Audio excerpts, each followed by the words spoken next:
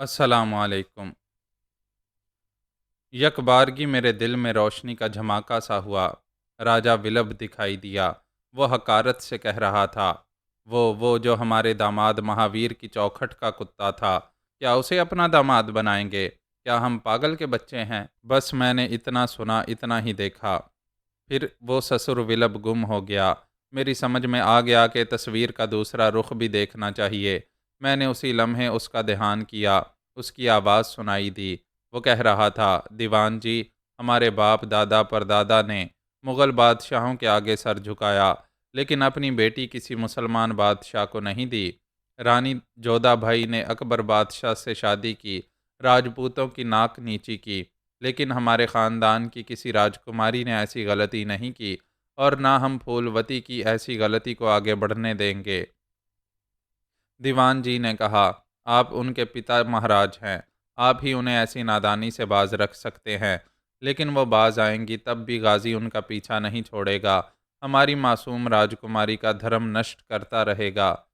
ہماری بیٹی نے ہم سے وعدہ کیا ہے، وہ اسے لندن آنے سے روک دے گی، اس کی واپسی تک وہ اپنی جاگیر میں رہے گا۔ ہم تمام راجاؤں کو یہ پیغام دیں گے کہ جو اس سر پھرے مسلمان کو قتل کرے گا، اسے ہم اپنا داماد بنائیں گے۔ ہمارے بعد وہی سورما داماد یہاں کا بھی راجہ کہلائے گا۔ دیوان جی نے کہا، یہ تو بہت بڑی پیشکش ہے۔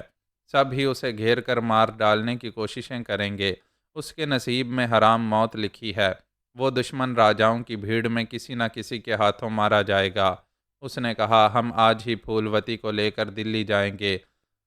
ہر شنیوار کو ایک جہاز لندن جاتا ہے۔ آج منگل ہے، ہم شنیوار تک وہیں رہیں گے۔ بیٹی کو جہاز میں بٹھا کر اسے رخصت کر کے ہی آئیں گے۔ خدا کا شکر ہے، میں نے اس میں عزم پڑا، اور تصویر کا دوسرا رخ سامنے آ گیا۔ وہ پہلے بیٹی کو رخصت کرنے والا تھا، پھر میری موت کا سامان کرنے کے بعد، میری لاش دیکھنے کے بعد لندن جانے والا تھا۔ ذہن میں یہ شیطانی منصوبہ تھا کہ وہاں میرے بچے کو پیدا ہوتے ہی ختم کرا دے گا۔ پھولوتی کو شبہ نہیں ہونے دے گا کہ پتا مہاراج نے اس کے بچے اور شوہر کے خلاف کامیاب سازشیں کی ہیں۔ تمام راجاؤں کے راجواڑوں میں انگریز سرکار کے پولیٹیکل ایجنٹ رہتے تھے۔ میں نے بھیم پارا پہنچتے ہی ریسٹ ہاؤس جا کر پولیٹیکل ایجنٹ سے ملاقات کی۔ وہ جانتا تھا کہ میں برٹش سرکار کا باج گزار ہوں، مجھے انگریز آقا کی سرپرستی حاصل ہو چکی ہے۔ وہ مجھے دیکھتے ہی ادب سے کھڑا ہو گیا۔ میں نے کہا، میں نہیں جانتا کہ راجہ پرتھوی ولبھ میرے شایان شان استقبال کرے گا یا نہیں۔ میں اس سے مختصر سی ملاقات کرنے آیا ہوں، اور آپ یہ ملاقات کرا سکتے ہیں۔ راجہ ولبھ کو خبر مل چکی تھی کہ میں وہاں دریائی راستے سے آتے ہی پولیٹیکل ایجنٹ کے پاس گیا ہوں۔ وہ فوراً ہی موٹر کار میں بیٹھ کر ریسٹ ہاؤس پہنچ گیا۔ اس کے 10 باڈی گارڈز گھوڑوں پر سوار تھے۔ وہ مجھے دیکھتے ہی بڑی محبت اور اپنائیت سے دونوں بازو پھیلاتے ہوئے بولا، غازی، تم نے تو کمال کر دیا۔ دیکھتے ہی دیکھتے ہم راجاؤں کے برابر ہو گئے۔ سواگتم، ہم دل سے تمہارا سواگت کرتے ہیں۔ وہ گلے لگنے آیا تو میں بھی لگ گیا۔ اگر اس کے شیطانی ارادوں کا علم نہ ہوتا تو میں اس سے محبت اور گرم جوشی سے اس کی اپنائیت کے انداز سے دھوکہ کھا جاتا۔ میں نے کہا، اچانک یہاں آ کر آپ کو کشٹ دے رہا ہوں۔ اس نے کہا، ایسا نہ کہو، یہ تو ہماری خوش نصیبی ہے، ہمیں مہمان نوازی کا موقع دے رہے ہو۔ آؤ ہمارے محل میں چلو، میں آپ کے ساتھ چلوں گا، وہاں آپ کے ساتھ تنہائی میں کچھ باتیں بھی کروں گا، پھر واپس چلا جاؤں گا۔ آپ کھانے پینے کا انتظام نہ کریں، میں ایک گھونٹ پانی بھی نہیں پیوں گا۔ اس نے تعجب سے پوچھا، پانی بھی نہیں پیو گے؟ کیا ہم سے ناراض ہو؟ میں نے اپنے جانثاروں کی طرف دیکھا، پھر کہا، آپ نے گلے لگایا ہے، پھر ناراضگی کیسی؟ دراصل ہم سب نے روزہ رکھا ہے، شام سے پہلے ہی چلے جائیں گے، پلیز محل میں چلیں، پھر مجھے جلد رخصت کر دیں۔ میں اس کے ساتھ موٹر گاڑی کی پچھلی سیٹ پر آ گیا، اپنے جانثاروں سے کہہ دیا کہ وہ سب وہیں ریسٹ ہاؤس میں میرا انتظار کریں۔ محل میں دیوان جی اور کئی مشیروں نے ہاتھ جوڑ کر میرا استقبال کیا۔ میں تنہائی چاہتا تھا۔ راجہ ولبھ بھی نادان نہیں تھا، وہ سمجھ رہا تھا کہ میں پھولوتی سے ملنا چاہتا ہوں، اور وہ بھی ملنا چاہے گی۔ پتا مہاراج اپنی پلاننگ میں کامیاب ہونے کے لیے انکار نہیں کرے گا۔ اس نے دیوان جی سے کہا، جب تک غازی یہاں ہے تم سب محل سے باہر رہو، تمام سپاہیوں سے کہہ دو وہ بھی یہاں سے نکل جائیں۔ وہ حکم دے کر میرے ساتھ چلتا ہوا محل کے اندرونی حصے میں آیا۔ وہاں حکم صادر کیا کہ کوئی داسی کوئی ملازم ادھر نہ آئے۔ اس نے تمام دروازے بند کرا دیے۔ وہ تنہائی ملتے ہی بہت کچھ کہنا چاہتا تھا۔ یہ خوشخبری سنانا چاہتا تھا کہ مجھے جلد ہی دنیا والوں کے سامنے داماد بنانے والا ہے۔ پھولوتی کو معلوم ہو گیا تھا کہ میں بھیم پارا آیا ہوں۔ پھر معلوم ہوا کہ پتا مہاراج کے ساتھ محل میں آ گیا ہوں۔ وہ خوشی سے بحال ہو رہی تھی، مجھ سے ملنے کے لیے تڑپ رہی تھی۔ راجہ ولبھ نے جیسے ہی میرے روبرو بیٹھ کر بات شروع کی تو وہ دوڑتی ہوئی وہاں آ گئی۔ میں اٹھ کر کھڑا ہو گیا۔ باپ سامنے بیٹھا ہوا تھا۔ وہ دیوانہ وار مجھ سے لپٹ نہ سکی، میرے بازو سے لگ کر خوشی کے مارے رونے لگی۔ باپ نے کہا، بیٹی ہمیں باتیں کرنے دو، یہ بتانے دو کہ ہم باپ بیٹی نے کیا سوچا ہے اور آئندہ تم کس طرح غازی کی شریک حیات بن کر زندگی گزارو گی۔ وہ بولی، پتا مہاراج، میں آپ کی تمام باتیں مان رہی ہوں، آپ بھی ایک بات مانیں۔ یہ ہم میاں بیوی کے معاملات ہیں، میں انہیں کمرے میں لے جا کر ساری باتیں بتاؤں گی۔ وہ اٹھ کر کھڑا ہو گیا، پریشان ہو کر بولا، یہ مناسب نہیں ہے، یہاں کوئی آ سکتا ہے، غازی کو تمہارے کمرے میں نہیں جانا چاہیے۔ میں سن چکی ہوں، آپ نے حکم دیا ہے کہ یہاں کوئی نہ آئے، ادھر آنے کے تمام دروازے بند ہو گئے ہیں۔ آپ اپنے کمرے میں آرام کریں، میں آپ کی مرضی کے مطابق غازی کو سمجھاؤں گی، مناؤں گی، یہ مجھ سے ملنے کے لیے کبھی لندن نہ آئیں گے۔ وہ اپنی پلاننگ کے مطابق یہی چاہتا تھا کہ میں ہندوستان میں رہوں اور اس کی سازشوں کا شکار ہو جاؤں۔ اس کی بیٹی ہی مجھے اپنے پیچھے آنے سے روک سکتی تھی۔ وہ کوئی بحث کیے بغیر اپنے کمرے کی طرف چلا گیا۔ جیسے ہی وہ نظروں سے اوجھل ہوا، وہ تڑپ کر مجھ سے لپٹ گئی، رونے لگی۔ ملن کی خوشی اسے پاگل بنا رہی تھی۔ میں اسے دونوں بازوؤں میں اٹھا کر اس کے کمرے میں آ گیا۔ گزرتا ہوا وقت بدلتے ہوئے مقدر کے ساتھ عجب تماشے دکھاتا ہے۔ میں ایک بار چھپ کر آیا تھا، دوسری بار سب کے سامنے آ گیا۔ راجہ ولبھ نے دیوان جی کو یہ نہیں بتایا تھا کہ بیٹی مسلمان ہو کر غازی کی شریک حیات بن گئی ہے اور اس کے بچے کی ماں بننے والی ہے۔ وہ کسی کے سامنے اپنا سر نیچا نہیں کرنا چاہتا تھا۔ اس نے دیوان جی سے اتنا ہی کہا تھا کہ راجکماری نادان ہے، غازی کے پیار میں پاگل ہو گئی ہے، اس سے پیچھا چھڑانے کے لیے بیٹی کو لندن بھیج رہا ہے۔ محل میں میری آمد سے اسے سمجھ لینا چاہیے تھا کہ میں پیچھا چھوڑنے والا نہیں ہوں۔ پھولوتی تو مقناطیس بن گئی تھی، الگ ہونا ہی نہیں چاہتی تھی۔ ملن کے لمحات میں خوشی بھی تھی اور جدائی کے خیال سے پریشان بھی ہو رہی تھی۔ کہہ رہی تھی، میں تمہارے بغیر کیسے رہوں گی؟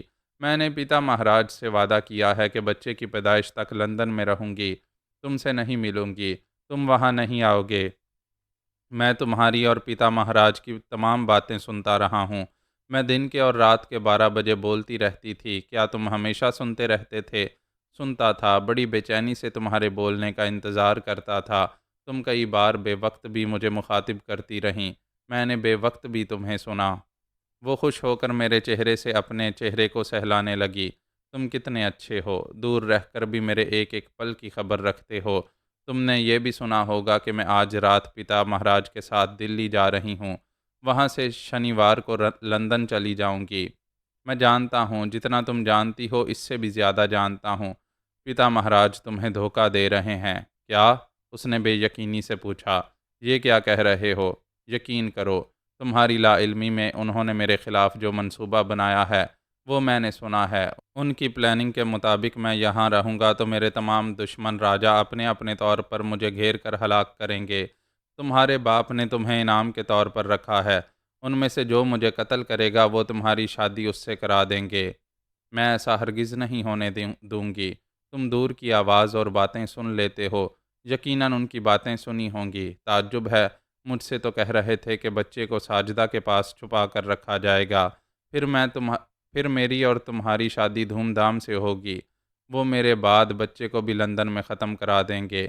اس طرح تم خالی گود یہاں واپس آؤ گی تو سب ہی تمہیں کنواری سمجھیں گے۔ میں نے جو سنا تھا اسے سنا دیا۔ وہ غصے سے بولی، میں لندن نہیں جاؤں گی، ان کی کوئی بات نہیں مانوں گی۔ میں نے اسے سہلاتے ہوئے چومتے ہوئے کہا، نہیں میری جان، تم لندن جاؤ گی، اس محل سے نکلو گی، تب ہی ہم آزادی سے مل سکیں گے۔ اس نے خوش ہو کر پوچھا، کیا تم وہاں آؤ گے؟ ہاں۔ پتا سے ناراضگی ظاہر نہ کرو، انہیں خوش فہمی میں مبتلا رکھو کہ تم ان کے ناپاک ارادے کو نہیں جانتی اور ان کی بات مان کر لندن جا رہی ہو۔ وہ میری آغوش میں مسرتوں سے مچلنے لگی، کہنے لگی، خدا مجھ پر مہربان ہے، میں جدائی کے خیال سے نڈھال ہو رہی تھی، اب تو ملن ہی ملن ہوتا رہے گا۔ یہ بتاؤ تم لندن کیسے آؤ گے؟ یہ مجھ پر چھوڑ دو، مجھے یہاں سے جلدی جانا ہے، لندن یاترا کے لیے بہت کچھ کرنا ہے۔ چلو اٹھو، ہم شنیوار کے بعد سمندر پار ملیں گے۔ ایک طرف باپ بیٹی کو پھر کنواری بنا کر پیش کرنے کی سازشیں چل رہا تھا، میں بھی اپنے طور پر چالیں چلنے والا تھا۔ کبھی شطرنج کی بازی اچانک ہی پلٹ جاتی ہے، ابھی ہم نہیں جانتے تھے کہ بازی کس کے حق میں پلٹنے والی ہے۔ میں پھولوتی کے ساتھ 2 گھنٹے گزار کر محل سے باہر آیا۔ جو اہم افراد باہر کر دیے گئے تھے وہ ناگواری سے سوچ رہے تھے کہ دال میں کچھ کالا ہے۔ راجہ صاحب چالیں چل رہے ہیں، غازی سے نفرت بھی کر رہے ہیں، اسے گلے بھی لگا رہے ہیں۔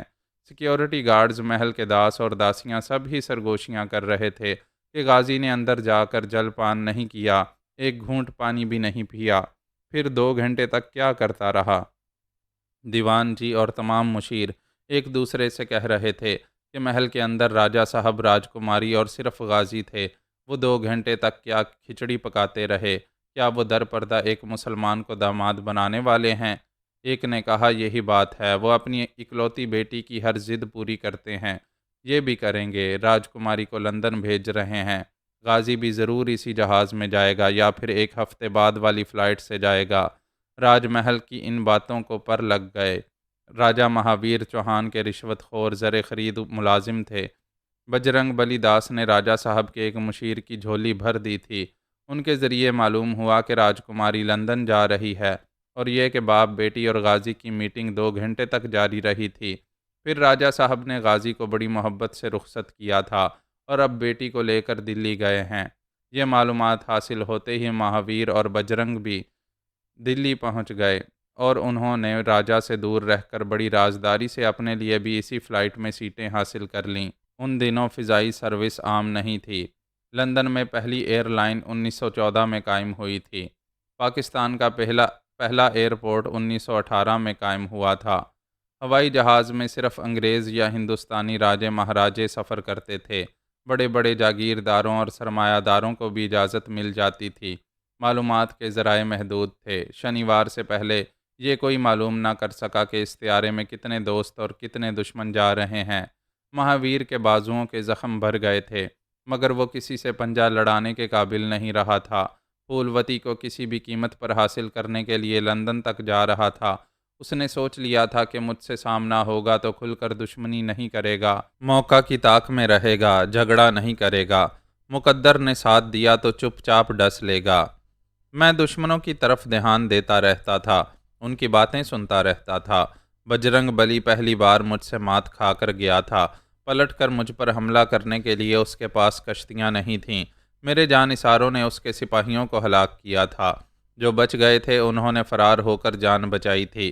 تمام کشتیاں ہمارے قبضے میں آ گئی تھیں، اس لیے وہ مجبور ہو کر واپس چلا گیا تھا۔ وہ اپنے بھائی شنکر داس کی ہلاکت کا انتقام لینے کے لیے صرف مجھے ہی ہلاک کرنا نہیں چاہتا تھا، پھولوتی پر بھی نیت خراب تھی۔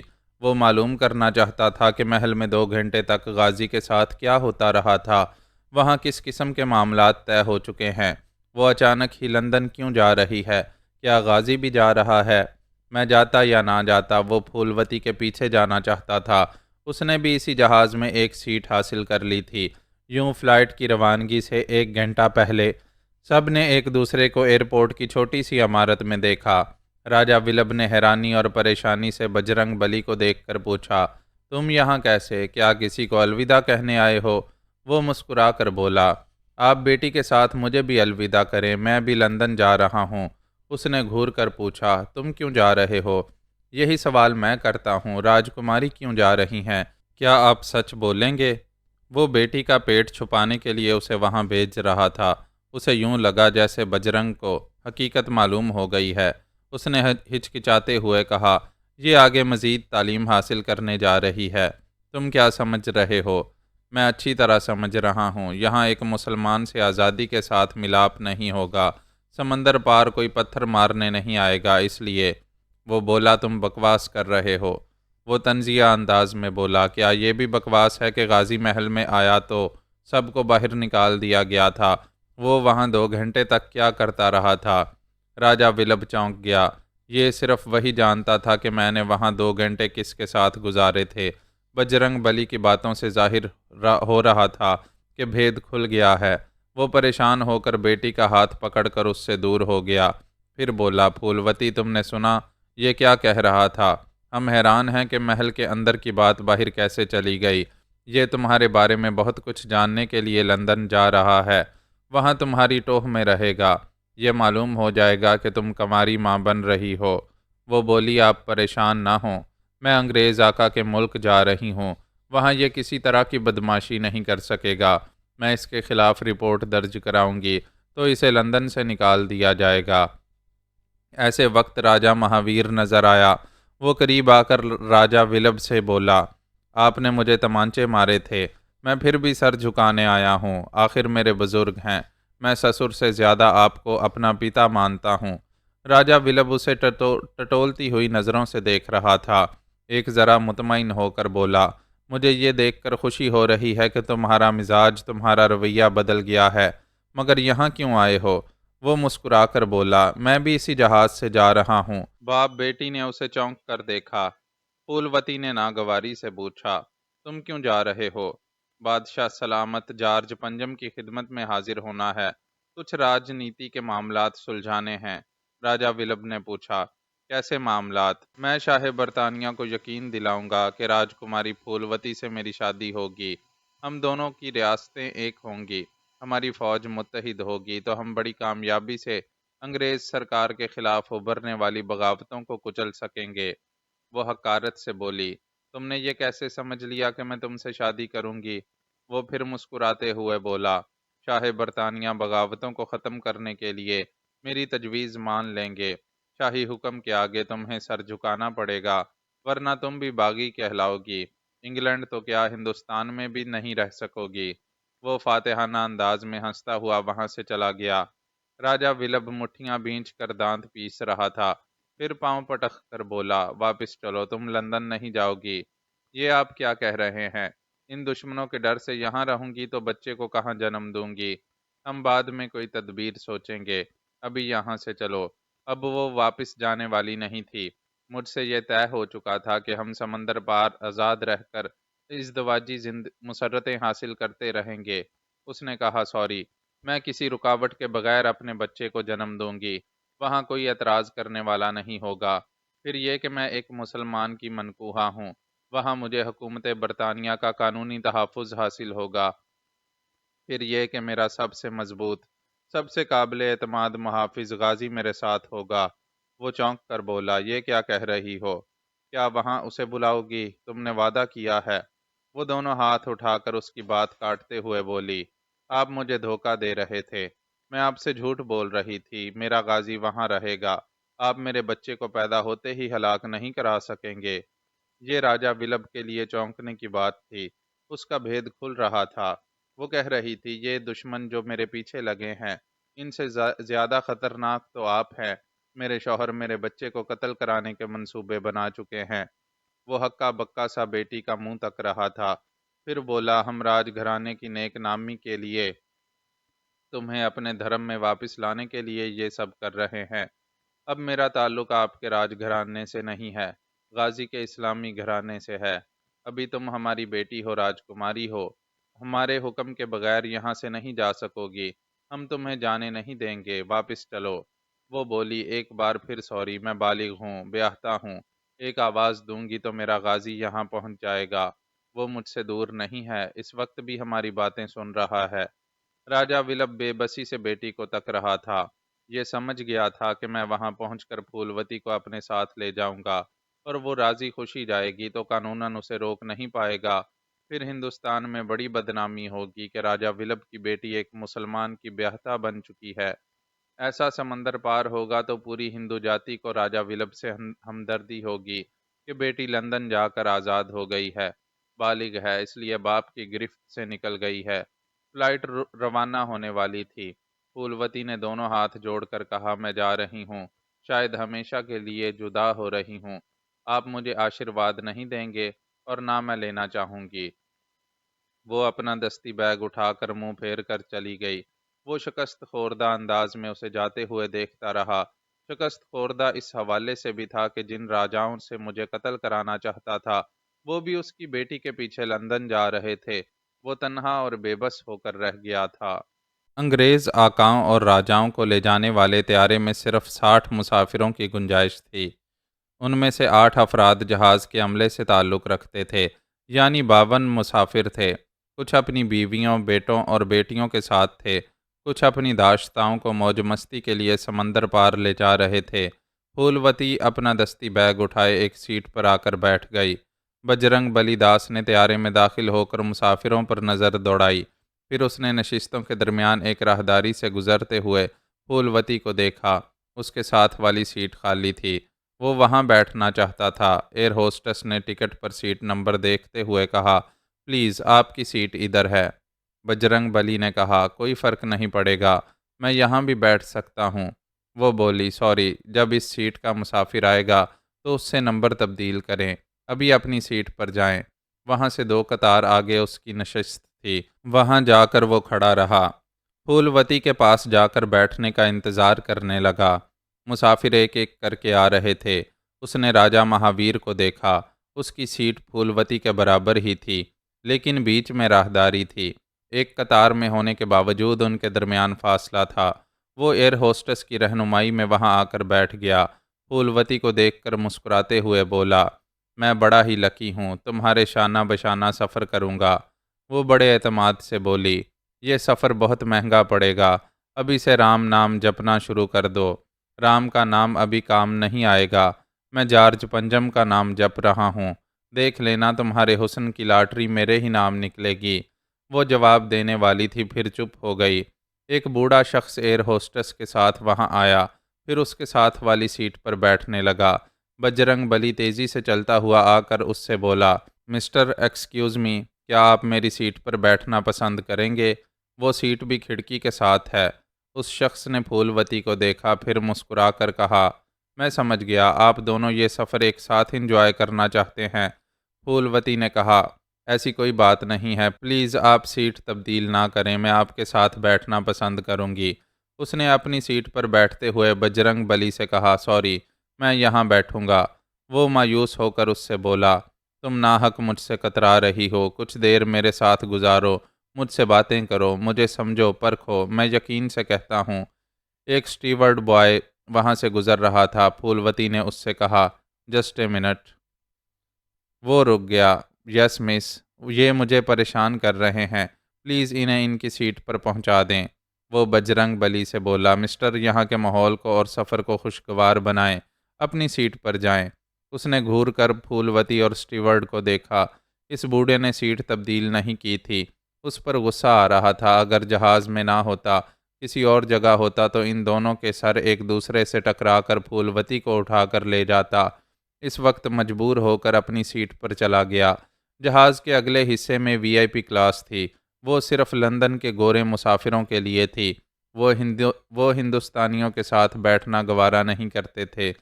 راجے مہاراجے اور کروڑ پتی سرمایہ داروں کو بھی غلام کہتے تھے، لہٰذا جہاز میں بھی آقاؤں اور غلاموں کے درمیان فاصلہ رکھا گیا تھا۔ پھولوتی کے پاس بیٹھے ہوئے بوڑھے نے کہا، میں ایک معروف ڈاکٹر ہوں، تم کون ہو؟ میں بھیم پارا کی راجکماری ہوں۔ وہ بار بار پلٹ کر پیچھے دروازے کی طرف دیکھ رہی تھی، پھر میں اسے دکھائی دیا۔ میں نے دروازے سے داخل ہو کر تمام مسافروں پر نظر دوڑائی۔ وہ مجھے دیکھتے ہی اٹھ کر کھڑی ہو گئی تھی۔ میں نے ہاتھ کے اشارے سے کہا، بیٹھی رہو۔ میری سیٹ آخری قطار میں تھی، میں وہاں بیٹھ گیا۔ وہ بہت خوش تھی، اپنی سیٹ پر بیٹھ گئی تھی۔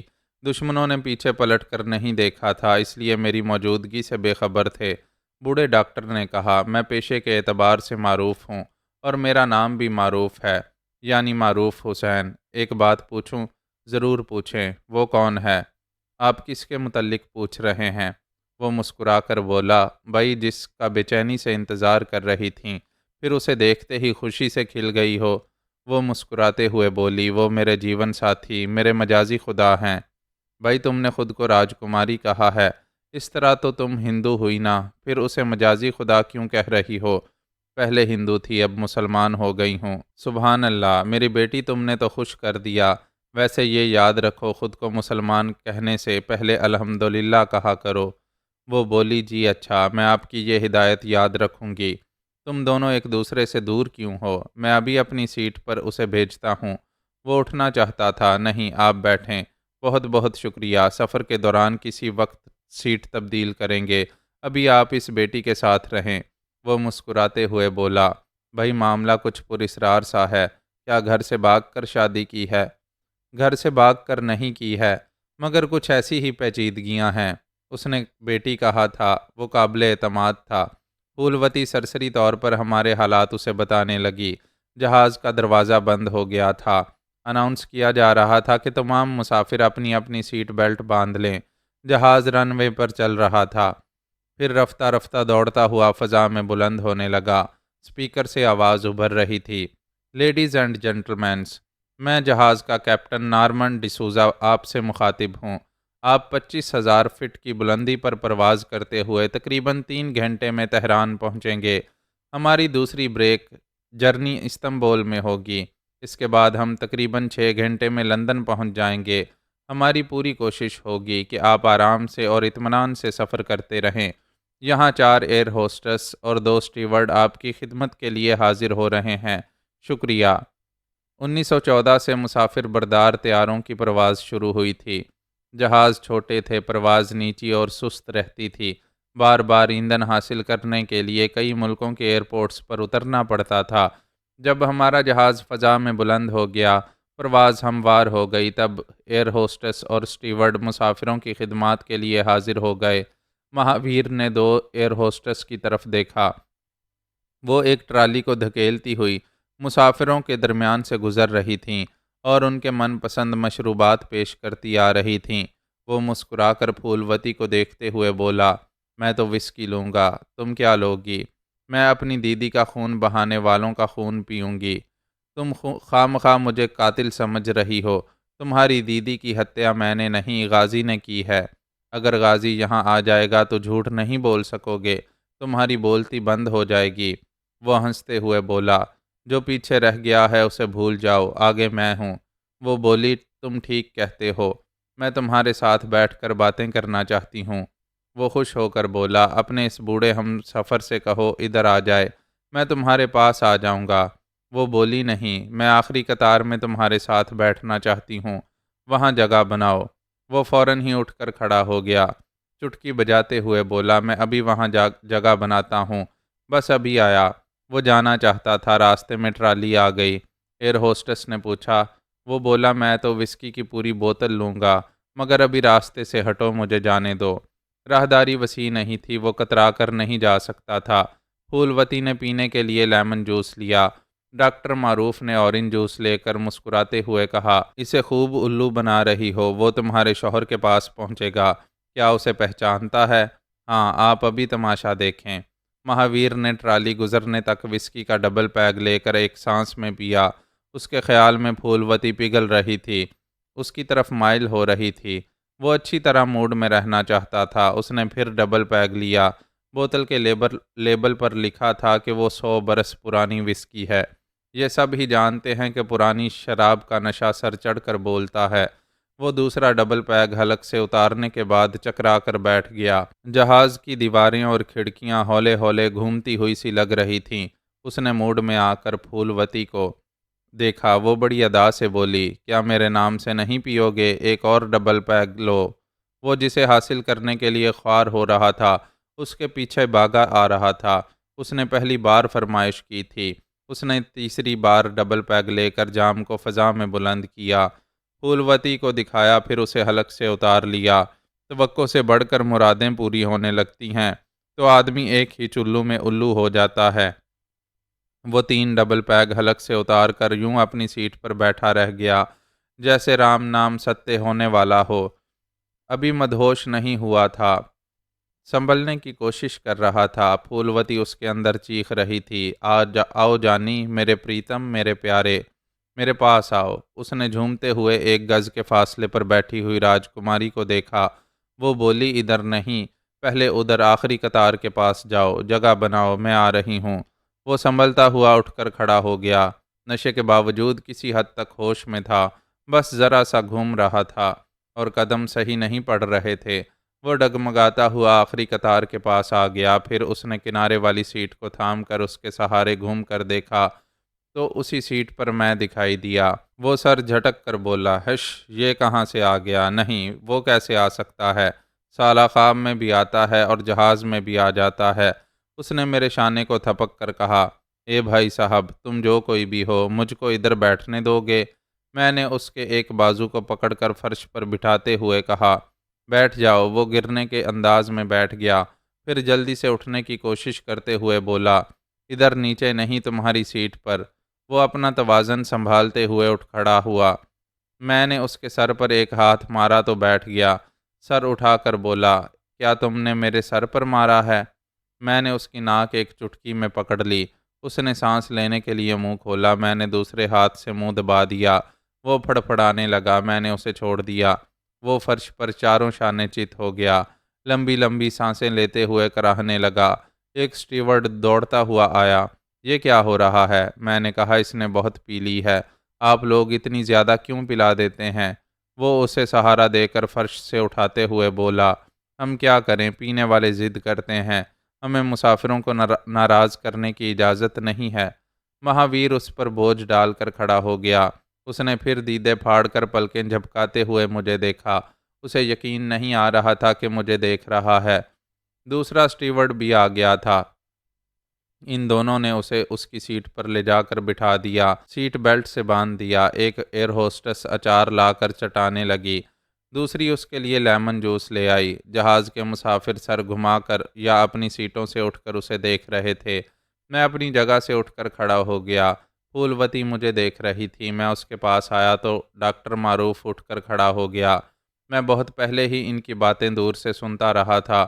وہ تعارف کرانا چاہتی تھی۔ میں نے کہا، میں جانتا ہوں، یہ دلی کے مشہور و معروف ڈاکٹر معروف حسین ہیں۔ ڈاکٹر نے کہا، میں تمہاری سیٹ پر جا رہا ہوں، تم یہاں بیٹھو۔ وہ چلا گیا۔ پھولوتی نے میرا ہاتھ تھام کر کہا، آؤ بیٹھو۔ میں نے کہا، ذرا ٹھہرو، ایک مرغا رہ گیا ہے، وہ بھی کھڑا ہو کر ابھی بانگ دے گا۔ میں وہاں سے آگے بڑھ گیا، اگلی قطار کے پاس جا کر رک گیا۔ بجرنگ بلی داس اس قطار کے پیچھے ایک سیٹ پر بیٹھا ہوا تھا۔ اس نے میری پشت دیکھی، میرا قد، میری جسامت دیکھ کر چونک گیا۔ اس کے دماغ میں خطرے کی گھنٹی بجنے لگی۔ یہ غازی ہے، یہ غازی ہے، نہیں، وہ یہاں کیسے آ سکتا ہے؟ کیا میرے آنے کے بعد وہ جہاز میں سوار ہوا تھا؟ میں اس کی طرف پشت کیے کھڑا رہا۔ وہ اضطراب میں مبتلا ہو گیا، پھر اس سے رہا نہ گیا، وہ اپنی جگہ سے اٹھ گیا۔ راہداری میں آ کر مجھ سے بولا، کون ہو تم؟ میں جیسے پتھر کا بت بن گیا تھا۔ اسے جواب نہیں ملا۔ اس نے قریب آ کر میری پشت پر ایک انگلی سے دستک دی۔ میں آہستہ آہستہ گھوم گیا، اس کے روبرو ہو گیا۔ اس کے ذہن کو ایک جھٹکا سا لگا۔ وہ سر جھٹک کر بولا، تم؟ میں نے کہا، اچھی طرح دیکھ لو، میں وہی ہوں۔ ہم پانی میں گرے تھے، آسمان پر مل رہے ہیں۔ ہم میں سے کسی اور کو اوپر جانا ہے اور کسی کو زمین پر پہنچنا ہے۔ اس نے جیسے جھپٹ پڑنے کے لیے دونوں ہاتھوں کی انگلیوں کو سخت کیا۔ انگلیوں کی ہڈیوں اور جوڑوں سے کڑکڑانے کی آواز نکلی۔ اس نے مٹھیاں بھینچ لیں۔ میں نے کہا، شروع تم کرو، ختم میں کروں گا۔ وہ دانت پیس کر بولا، یہاں گورے VIP ہیں، لڑنے والوں کو لندن پہنچ کر پولیس کے حوالے کر دیں گے۔ میں ہنسنے لگا۔ وہ تل ملا کر بولا، تم سمجھ رہے ہو میں ڈر گیا ہوں؟ اس رات پانی میں گر کر میرے ہاتھوں سے نکل گئے تھے، اگر فرار نہ ہوتے تو تمہیں ڈبو ڈبو کر مار ڈالتا۔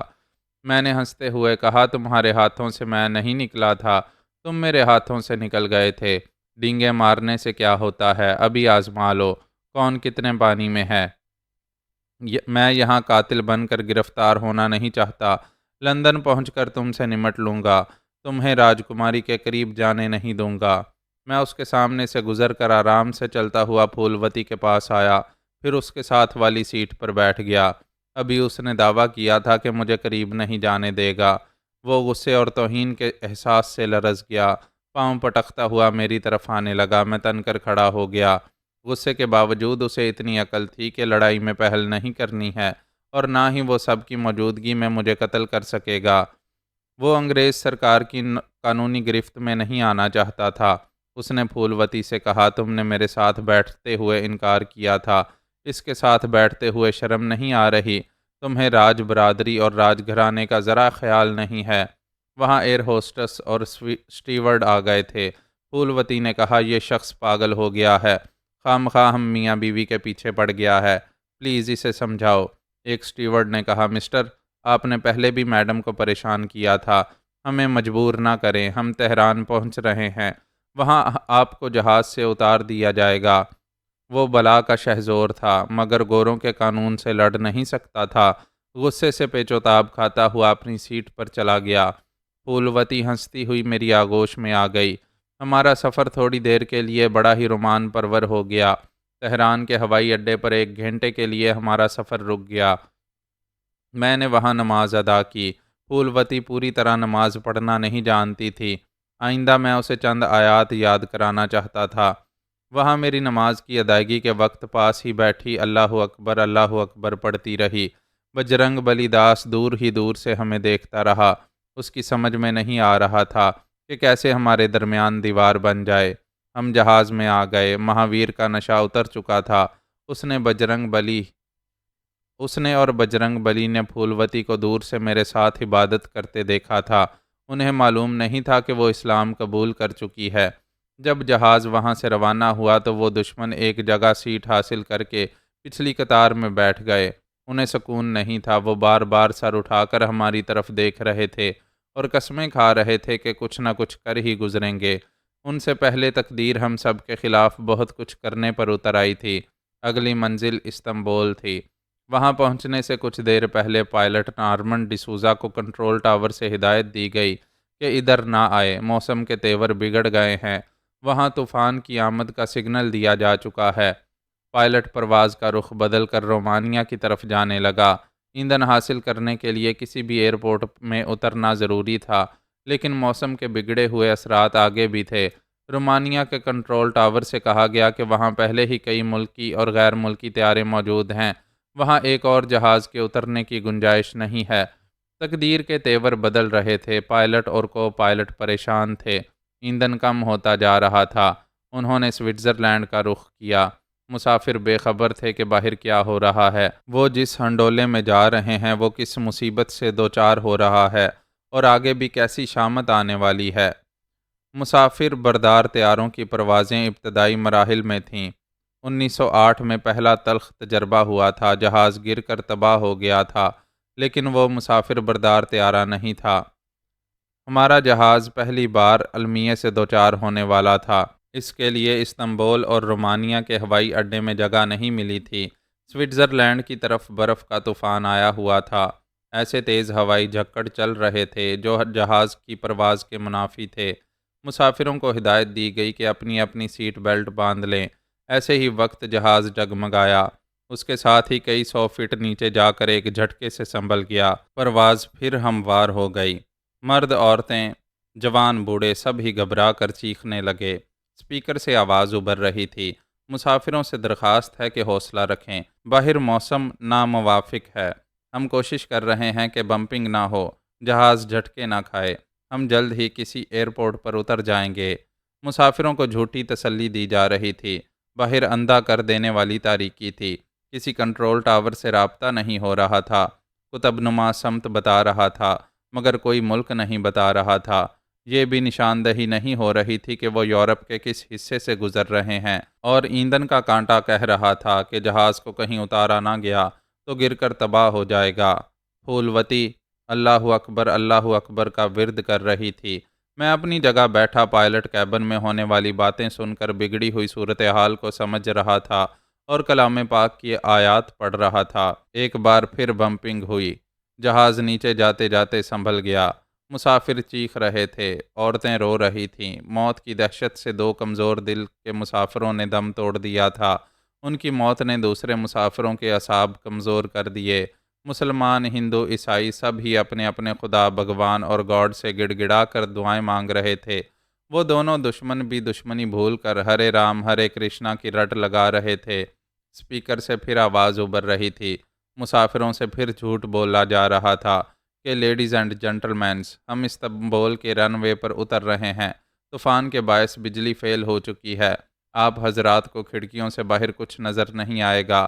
دراصل وہ کسی بھی انجانی جگہ اترنے پر مجبور ہو گئے تھے۔ جہاز کی ہیڈ لائٹس کے ذریعے صرف برف کی سفیدی دکھائی دے رہی تھی۔ طیارہ کبھی ایک طرف جھک رہا تھا، کبھی دوسری طرف ہو رہا تھا، پرواز کو سنبھالا جا رہا تھا۔ ایسے وقت جہاز کو ایک جھٹکا سا لگا۔ تمام مسافر چیخنے، چلانے اور اپنے رب کو پکارنے لگے۔ وہ جیسے زمین کو چھو لینے کے بعد پھر پرواز کر رہا تھا، آس دلا رہا تھا کہ زندگی مل سکتی ہے، نہ ملنا ہو تو کسی کو نہیں ملتی۔ یک بارگی جیسے طیارے کے اندر زلزلہ آ گیا، پھولوتی مجھ سے چمٹ گئی۔ مسافروں کی چیخو پکار سے لگ رہا تھا قیامت آ گئی ہے۔ سب نے محسوس کیا کہ طیارہ زمین سے لگ کر گھسٹتا ہوا جا رہا ہے۔ جہاز رن وے پر اس طرح نہیں اترتا جیسے وہ اتر رہا تھا۔ یہی سمجھ میں آ رہا تھا کہ وہ ٹکڑے ٹکڑے ہونے والا ہے، لیکن وہ اچانک ہی ایک جھٹکے سے ہی رک گیا۔ یک لخت خاموشی چھا گئی۔ چیخنے چلانے والے گمسم سے بیٹھے رہ گئے۔ ان کے منہ کھلے ہوئے تھے، آوازیں بند ہو گئی تھیں۔ ایسا چند ساعتوں تک رہا، پھر سب کو یقین ہوا کہ وہ زندہ ہیں اور سانسیں لے رہے ہیں۔ وہ اپنے آس پاس دیکھنے لگے۔ جہاز کے 2-4 حصوں سے روتے ہوئے کہا گیا کہ ان کے ہم سفر مر گئے ہیں۔ وہاں کا ماحول ماتمی ہو رہا تھا۔ ایئر ہوسٹس اور سٹیورڈز سیٹ بیلٹ کھول کر آ گئے تھے۔ انہوں نے بتایا کہ VIP کلاس میں بھی 6 مر گئے ہیں۔ انہوں نے شراب کے نشے میں سیفٹی بیلٹ نہیں باندھے تھے، اپنی سیٹوں سے اچھل کر ادھر ادھر ٹکرا کر مر گئے تھے۔ میں اپنی جگہ سے اٹھ کر عورتوں اور کمزور دل لوگوں کو تسلیاں دینے لگا۔ ڈاکٹر معروف فرسٹ ایڈ باکس اٹھائے زخمیوں کے پاس جا رہے تھے، ان کی مرہم پٹی کر رہا تھا۔ کسی نے کہا دروازہ کھولو، ہم اتریں گے۔ دوسرے بھی یہی کہنے لگے، ہاں ہمیں یہاں سے نکالو، ہم ایئرپورٹ کی عمارت میں جائیں گے۔ وہ سب ایئر ہوسٹس اور اسٹیورڈ سے پوچھنے لگے، پائلٹ چپ کیوں ہے؟ وہ بولتا کیوں نہیں ہے؟ وہ اگلے حصے میں گورے مسافر پائلٹ کیبن کے دروازے کو پیٹ رہے تھے۔ اندر سے جواب نہیں مل رہا تھا، دروازہ نہیں کھل رہا تھا۔ بجرنگ بلی نے آ کر کہا، اسے توڑنا ہوگا، شاید پائلٹ اور اس کا ساتھی بے ہوش ہو گئے ہیں۔ پائلٹ ہی باہر آ کر بتا سکتا تھا کہ اس نے مسافروں کو کہاں پہنچایا ہے۔ بجرنگ بلی نے دروازے کو زور کی لات ماری۔ وہ ٹس سے مس نہ ہوا۔ مضبوط لکڑی کے موٹے تختے سے بنا ہوا تھا، اس کا لاک بھی بہت مضبوط تھا۔ ایک انگریز نے کہا، ہم سب مل کر دھکے مارتے رہیں گے تو یہ ٹوٹ جائے گا۔ میں نے کہا، آپ حضرات زحمت نہ کریں، یہ بجرنگ بہت ہی شکتی والا ہے، ابھی اسے توڑ کر رکھ دے گا۔ میں نے اسے مسکراتے ہوئے دیکھا۔ وہ اپنے بازوؤں کے مسلز پھولاتے ہوئے بولا، تم کیا سمجھتے ہو کہ میں اسے توڑ نہیں سکوں گا؟ میں تو تمہارا سر بھی توڑ سکتا ہوں۔ ایک انگریز افسر نے کہا، یو بلڈی فول، سر توڑنے کی بات مت بولو، دروازہ توڑو۔ بجرنگ نے اسے غصے سے دیکھا۔ اس نے گالی دی تھی، مگر اس کا منہ تو نہیں توڑ سکتا تھا۔ وہ سب ہی انگریز آقا کہلاتے تھے۔ پھر یہ کہ ابھی ان کے ملک میں جانا تھا اور جانے کے لیے پائلٹ کو کیبن سے زندہ سلامت نکالنا تھا۔ اس نے مجھ پر ایک نظر ڈالی، پھر جے بجرنگ بلی کی جے کہتا ہوا دروازے سے ٹکرا گیا۔ دروازہ چپ رہا۔ وہ پھر ذرا دور گیا، پھر پوری قوت سے آ کر ٹکرا گیا۔ سب ہی پریشان تھے۔ مسافروں کے لیے دروازہ کھولنے والی چابی کیبن کے اندر تھی۔ وہ سب جہاز سے اتر کر ایئرپورٹ کی عمارت میں جانا چاہتے تھے۔ انگریز افسر نے ہم سب کو دیکھتے ہوئے کہا، ڈونٹ ویسٹ مور ٹائم، تم سب مل کر اس کو توڑو۔ میں خاموشی سے دل ہی دل میں اسم اعظم پڑھ رہا تھا۔ بجرنگ بلی پھر دروازے کو دھکا مارنے آیا تو میں سامنے آ گیا۔ وہ مجھ سے ٹکرا کر رک گیا۔ اسے یوں لگا جیسے کسی ستون سے ٹکرا کر ٹھہر گیا ہو۔ میں نے دروازے کی طرف پلٹ کر اس پر ہاتھ رکھا، اپنی تمام توجہ اللہ تعالیٰ پر مرکوز کی، پھر اپنے دل کی نامعلوم گہرائیوں میں ڈوب کر پکارا، اللہ، یا اللہ، یا اللہ۔ یوں پکارتے ہی میں نے دروازے کے لاک والے حصے پر ایک گھونسا مارا۔ اس کے ساتھ ہی زور کا کھٹکا سا سنائی دیا۔ لاک ایک جھٹکے سے کھل گیا، پھر وہ دروازہ کھلتا چلا گیا۔ انگریزوں نے تالیاں بجائیں، مگر کیبن کے اندر جھانکتے ہی سب کو شاک پہنچا۔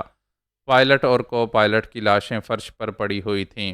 ونڈ سکرین کے نیچے تمام مشینیں ٹوٹ پھوٹ گئی تھیں، ان کے پرزے ادھر ادھر بکھرے ہوئے تھے۔ پھر یہ کہ جہاز کی ہیڈ لائٹس کی روشنی میں برف ہی برف دکھائی دے رہی تھی، کوئی عمارت، کوئی آبادی نہیں تھی۔ یہ اطمینان ختم ہو گیا کہ ہم کسی آبادی میں پہنچے ہوئے ہیں۔ وہ ایک ویران برفانی علاقہ تھا، باہر دیکھنے کے لیے صرف ہیڈ لائٹس کی روشنی تھی۔ ایک انگریز نے شکستہ مشینوں پر چڑھ کر ونڈ سکرین کے پاس دیکھا، پھر کہا، یہ جہاز برف میں دھنسا ہوا ہے، فوراً باہر نکلنے کا دروازہ کھولو، ورنہ صبح تک برف جمتی رہے گی تو پھر دروازہ بھی نہیں کھلے گا۔ اسٹیورڈ کیبن کی ایک دراز سے چابی نکال کر جہاز کے درمیانی حصے میں آیا۔ ہم سب اس کے پیچھے تھے۔ اس نے دروازے کو کھولا تو باہر گہری تاریکی تھی، کچھ دکھائی نہیں دے رہا تھا۔ سرد اور تیز ہواؤں کے جھکڑ چل رہے تھے، یوں بھی مسافر سردی سے ٹھٹر رہے تھے، اپنے بیگ اور اٹیچی سے گرم کپڑے نکال کر پہن رہے تھے۔ دروازے کو بند کر دیا گیا مگر لاک نہیں کیا گیا۔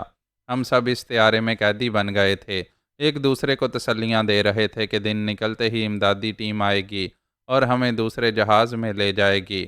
اس سلسلے میں ریڈیو وائرلیس کے ذریعے کسی قریبی کنٹرول ٹاور سے رابطہ کرنا ضروری تھا، جبکہ رابطہ کرنے کا تمام سامان درہم برہم ہو چکا تھا۔ ان شکستہ مشینوں کو کوئی تجربہ کار مکینک درست کر کے کام کے قابل بنا سکتا تھا۔ پوچھا گیا کہ مسافروں میں کوئی مکینک ہے؟ سب ایک دوسرے کو دیکھنے لگے۔ ہوائی جہاز کی مشینوں کو سمجھنے والا کوئی انجینئر نہیں تھا۔ پھر ایک اور مصیبت نے للکارا۔ جہاز کی اندرونی لائٹس مدھم ہونے لگیں، جنریٹر کا ایندھن بھی ختم ہو رہا تھا۔ سب ہی پریشان ہو کر اپنی اپنی سیٹوں پر آ گئے۔ یہ سمجھ گئے کہ تاریکی چھانے کے بعد کوئی وہاں چل پھر نہیں سکے گا۔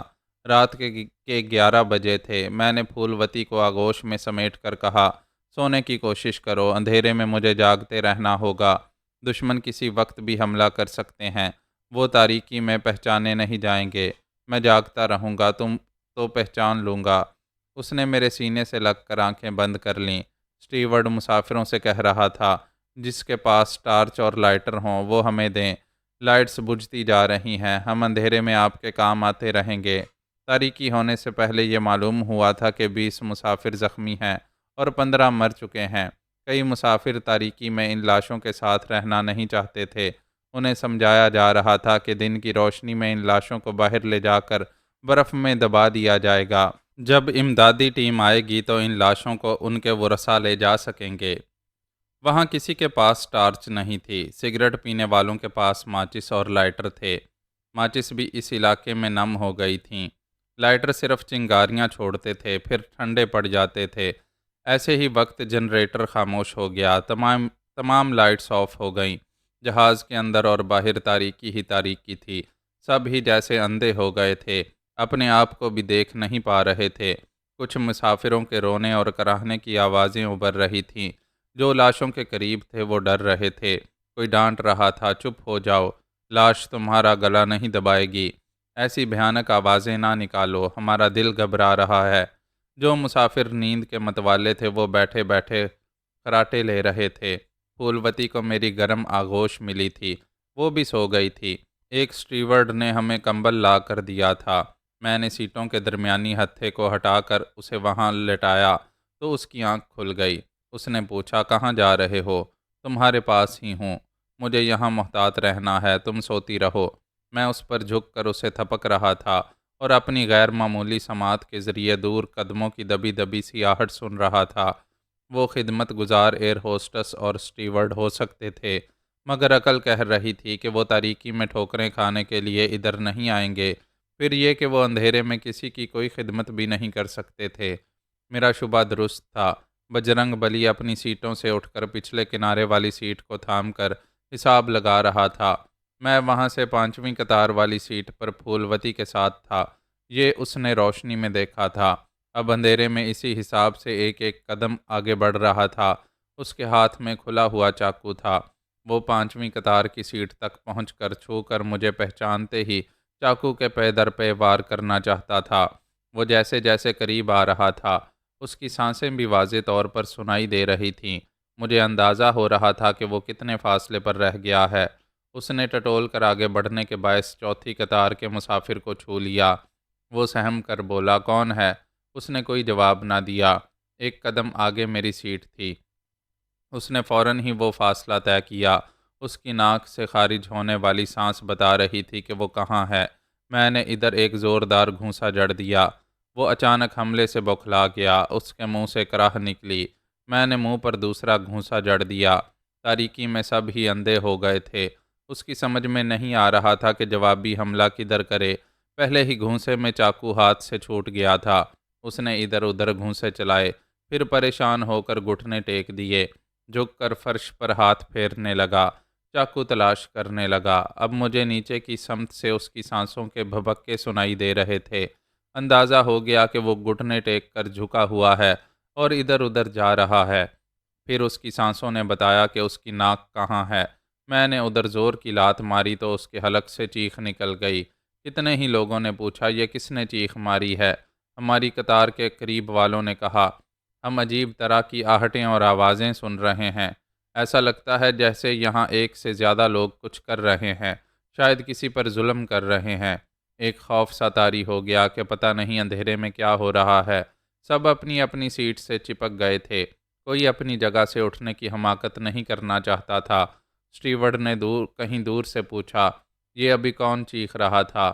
اسے چاقو نہیں ملا، وہ خالی ہاتھ اٹھتے ہوئے بولا میں راجا بجرنگ بلی داس ہوں، یہ راجکماری کا یار اندھیرے کا فائدہ اٹھا کر مجھ پر حملے کر رہا ہے۔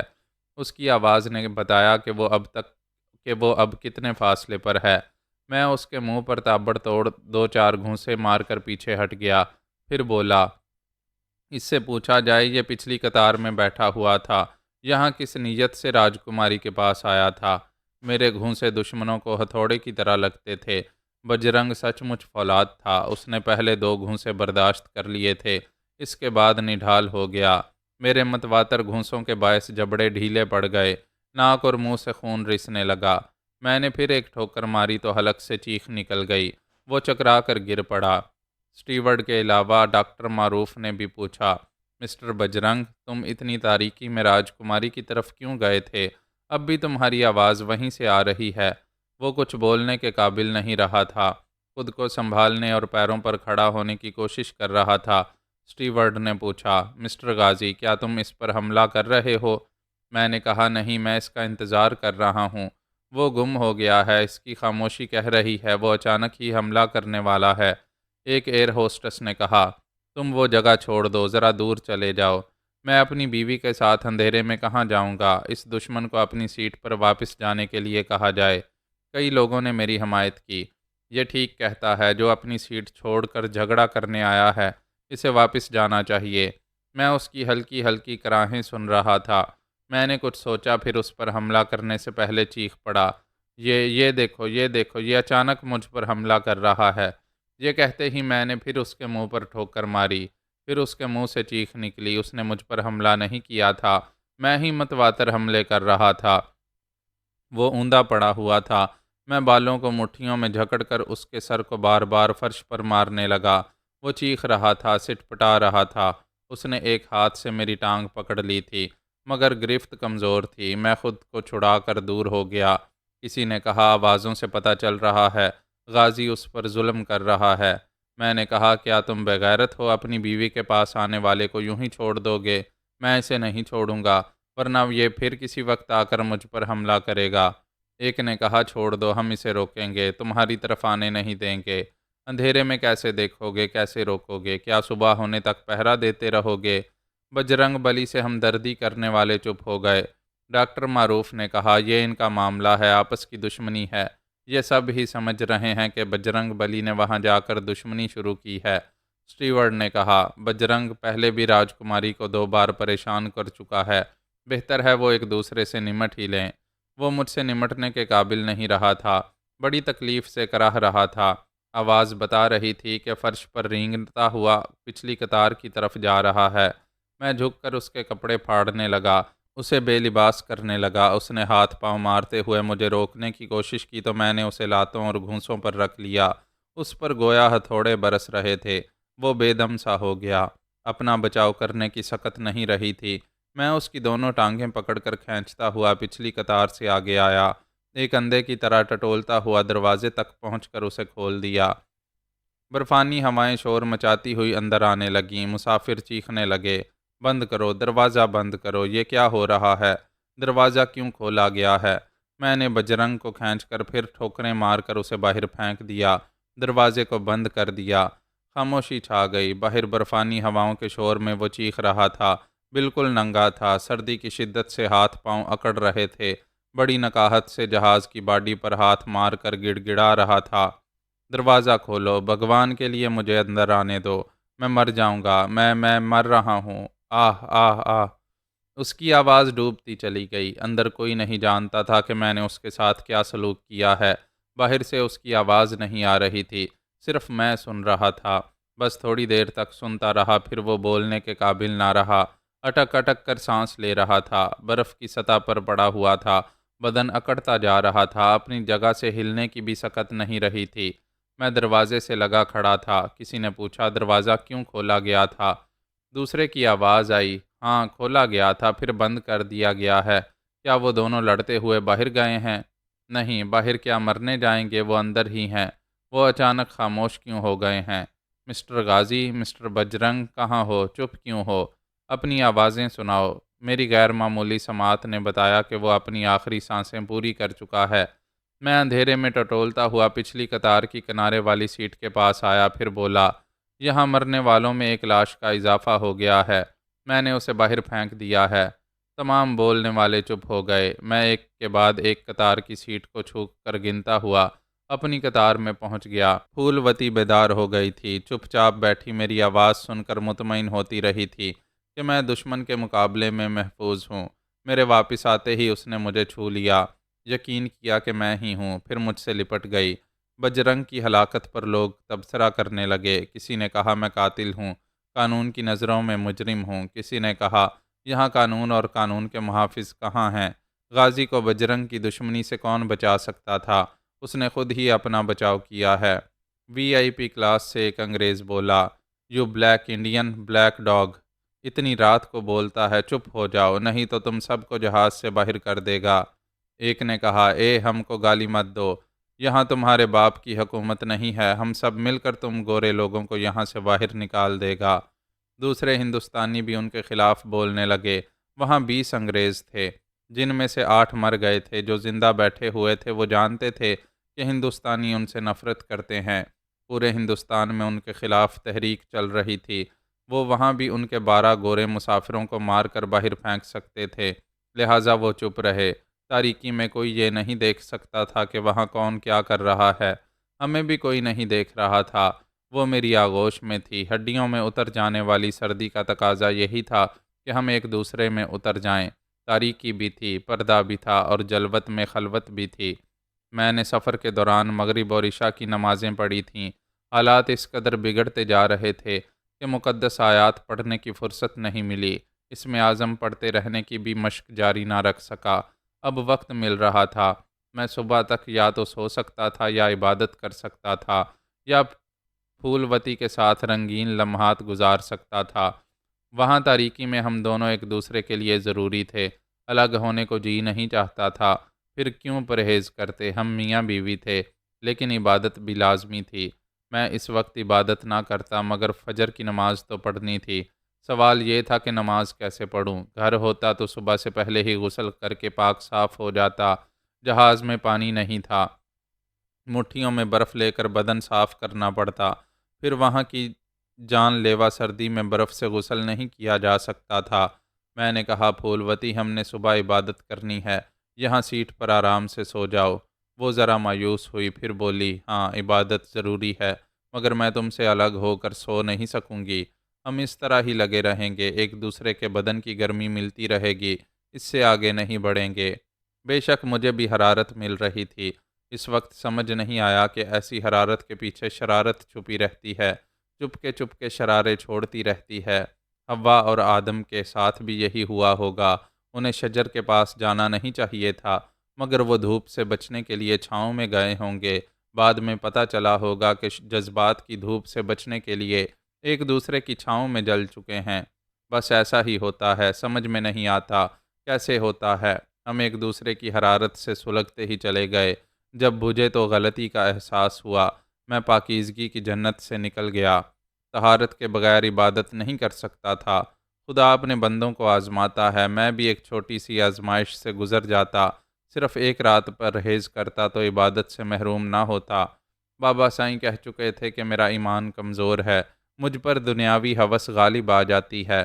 میں اپنی کمزوریاں دور کرنے کے لیے مستقل مزاجی اور بھرپور ایمانی جذبے سے عبادت کرتا رہوں گا، تب ہی اسم اعظم کی ادائیگی میں کامل ہو سکوں گا۔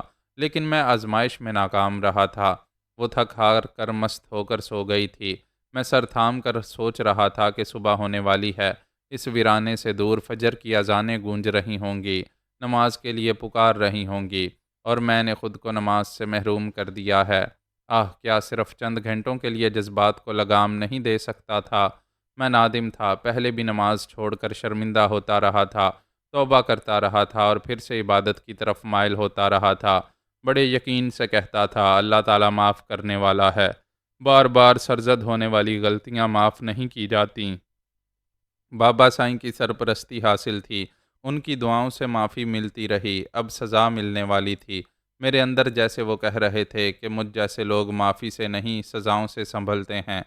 فی الوقت اس سے بڑی سزا کیا ہوگی کہ جب تک غسل نہ کرتا، طہارت حاصل نہ ہوتی، نماز نہیں پڑھ سکتا تھا۔ یوں تو ہر حالت میں اللہ تعالیٰ کا نام لیا جاتا ہے، اس معبود کو یاد کیا جاتا ہے، لیکن طہارت اور وضو کے بغیر عبادت نہیں کی جا سکتی، اسم اعظم کی مکمل ادائیگی ہو نہیں پاتی۔ دن نکل آیا تھا، برف سے ڈھکے ہوئے علاقے میں روشنی برائے نام تھی، دھیما دھیما سا اجالا تھا۔ میں بڑی بے چینی سے دعائیں مانگ رہا تھا کہ جلد ہی کوئی امدادی ٹیم آئے اور میں جلد ہی کسی آبادی میں پہنچ کر طہارت حاصل کر لوں۔ مجھ جیسے خطا کار کی دعا قبول نہیں ہو سکتی تھی۔ امدادی ٹیمیں نہیں آ رہی تھیں۔ کیوں نہیں آ رہی تھیں یہ نہ آنے والے ہی جان سکتے تھے۔ ان کی کوئی مجبوری ہوگی یا وہ ہمارا سراغ لگا نہیں پا رہے تھے۔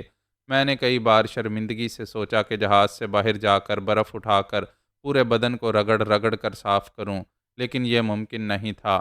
ایسا کرتے ہی ہاتھ پاؤں شل ہو جاتے، ناقابل برداشت ٹھنڈک یا تو مار دیتی یا مفلوج کر دیتی۔ وہاں مسافروں کے بھی مسائل تھے، ٹوائلٹ مکفل کر دیے گئے تھے۔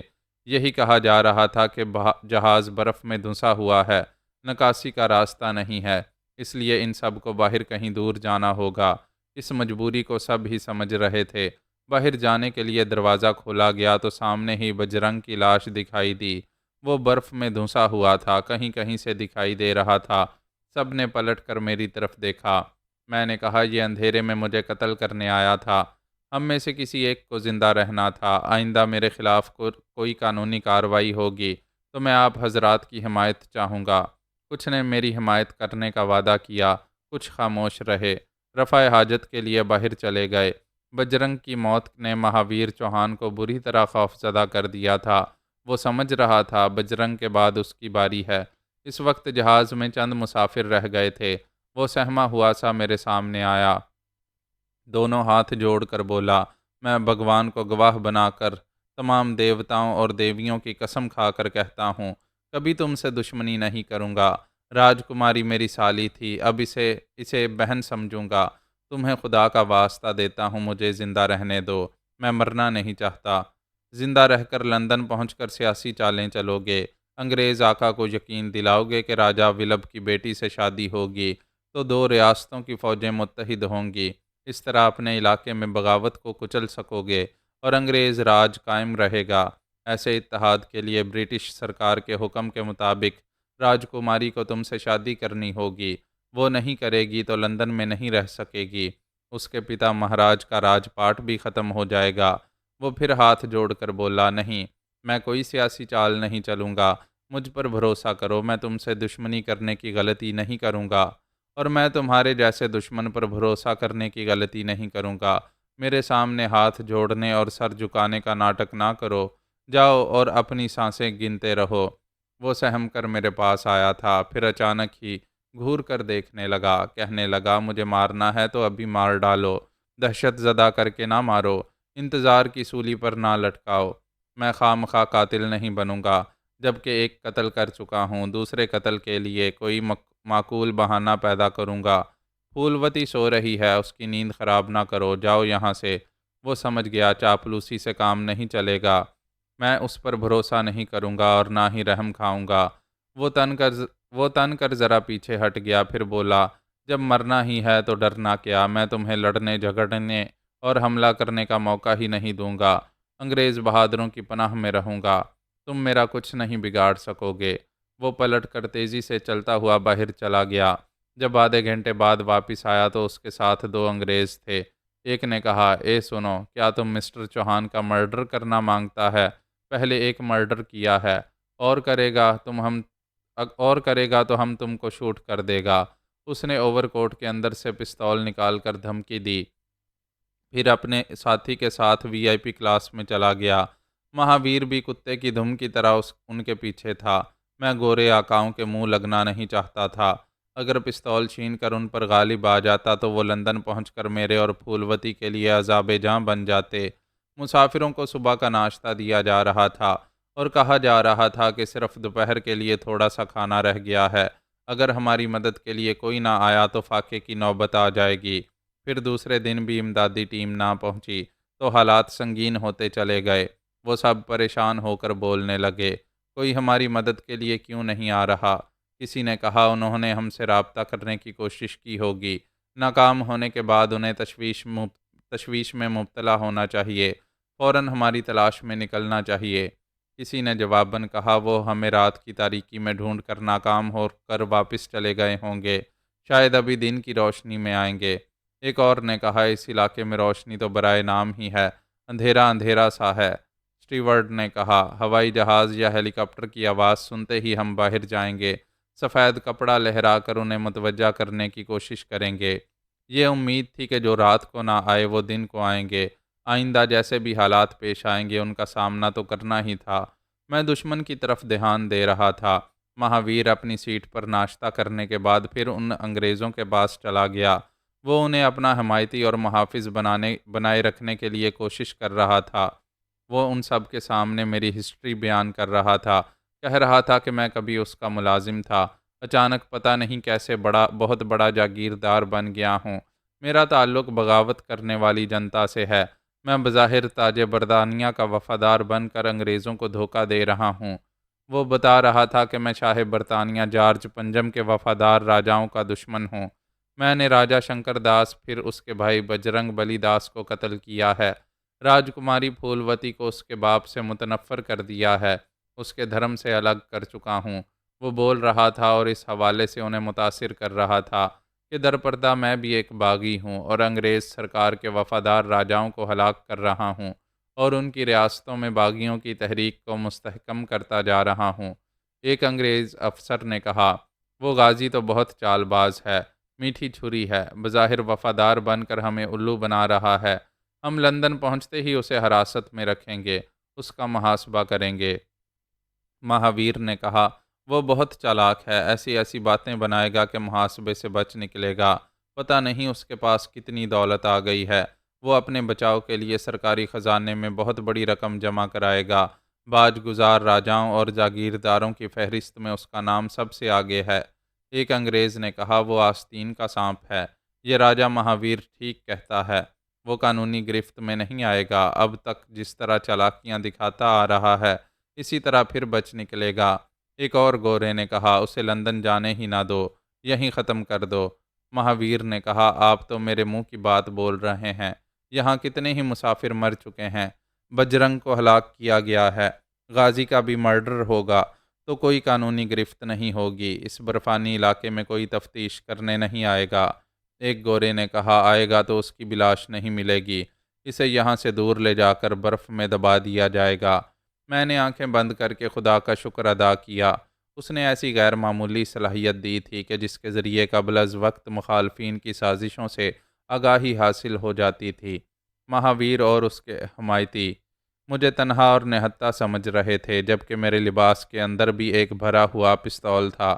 میرے مقابلے پر 10 ہوتے تب بھی میں ان سے نمٹ سکتا تھا۔ بعض اوقات ہتھیار کام نہیں آتے، کوئی ایسی بات ہو جاتی ہے کہ شہزور اچانک ہی کمزور ہو جاتا ہے، ایسے وقت صرف خدا ہی کام آتا ہے۔ اور میں اپنے معبود کو یاد کر رہا تھا، اسم اعظم پڑھنے کی مشق کر رہا تھا، مگر افسوس میں ناپاک تھا۔ انسان کی نیت پاک ہو تو زبان و دل بھی پاک ہوتے ہیں۔ ہر حال میں زبان سے اور دل سے اللہ کو یاد کیا جا سکتا ہے، لیکن عبادت کے لیے جسمانی پاکیزگی لازمی ہے۔ غسل اور وضو کے بغیر نماز ادا نہیں کی جا سکتی۔ دل کی، زبان کی، ذہن کی اور جسم کی طہارت ضروری ہے۔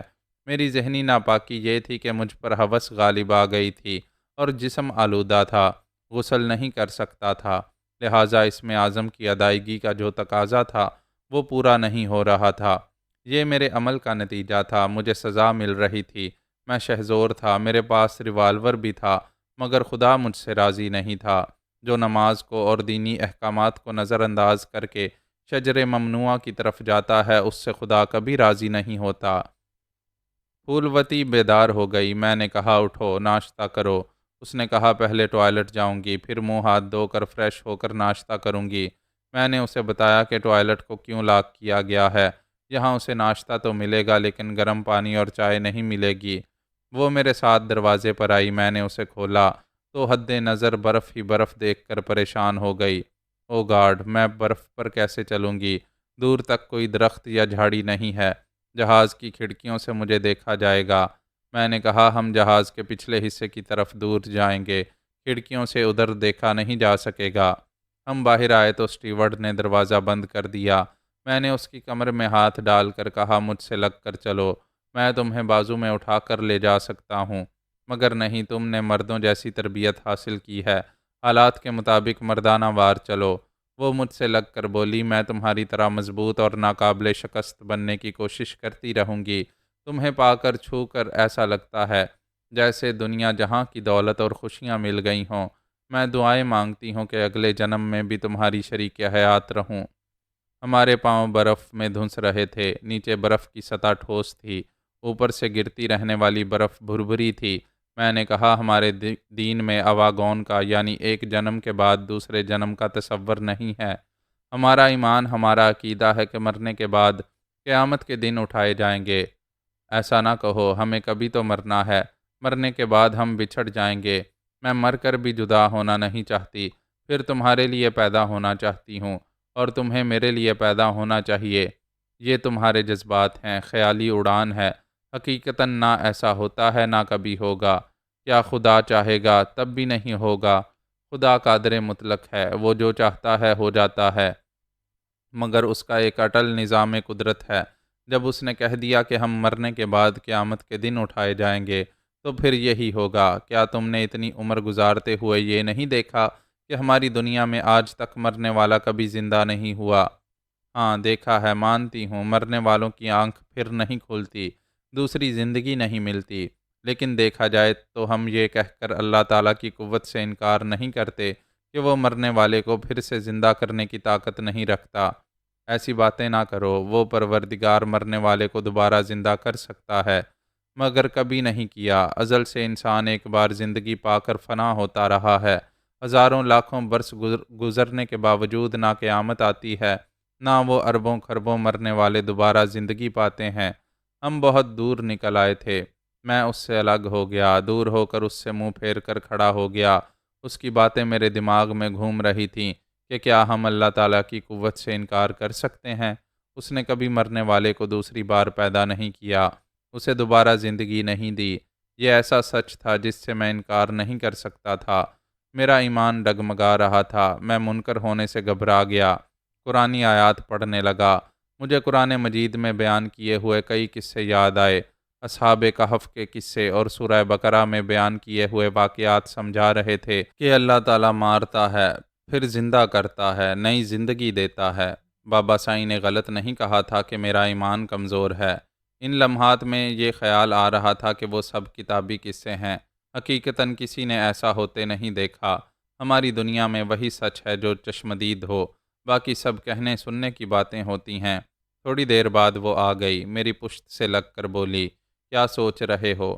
سوچ رہا ہوں پچھلی رات ہم سے بڑی بھول ہوئی، میں فجر کی نماز نہ پڑھ سکا، آیات پڑھتا ہوں تو ذہن بھٹکتا ہے، اس سے بڑی خطا اور کیا ہوگی کہ تمہاری قربت حاصل کرنے کے لیے خدا کو بھول گیا۔ یہ باتیں سن کر مجھے دکھ ہو رہا ہے، میں مجرم ہوں، میں نے تمہارے دل سے خدا کو بھلا دیا تھا۔ ہم بڑی آسانی سے دوسروں کو الزام دیتے ہیں، میں تمہیں الزام نہیں دوں گا، تم نے مجھے بہکایا نہیں تھا، یہ میری ہی کمزوری ہے کہ بہک گیا تھا۔ یا خدا، پتہ نہیں ہم کب کسی آبادی میں پہنچیں گے، کب میں پاکیزگی کے تمام تقاضے پورے کر کے نماز پڑھ سکوں گا۔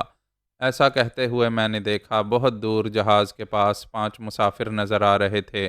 برف باری کی دھند میں پہچان نہ سکا کہ وہ کون ہیں۔ میں نے فوراً ہی مہاویر کی طرف دھیان کیا، وہ اپنے ساتھیوں سے کہہ رہا تھا وہ دیکھو، وہ دونوں ادھر ہیں۔